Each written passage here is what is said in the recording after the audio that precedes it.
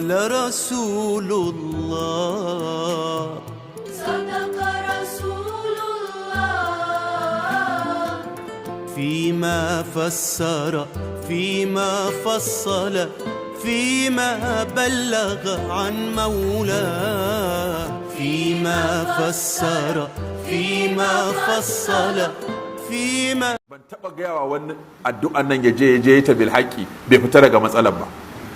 Akwai wanda ya kira ran daga Abuja ya ce ai malar na addu'a da ka faɗa ya ce wallahi da na fara ta ce a cikin kunci nake sosai ba su suka da damuwa iri-iri ce amma wallahi da na zo in ce karfe 10 na kwanta bacci wajen karfe 3 sai in tashi in shafi'i da wutiri in zauna in kalli gabas in ta karanto ta Allahu makfini bi halalika an haramika wa agnini bi fadlika amman siwaka yace ne tayi yace yanzu dai abin da nake ga malam duk mai bi na bashi na biya shi duk mai bi na bashi na biya shi sannan kuma harkoki na sun dawo sun ci gaba yace to kaga Allah kenan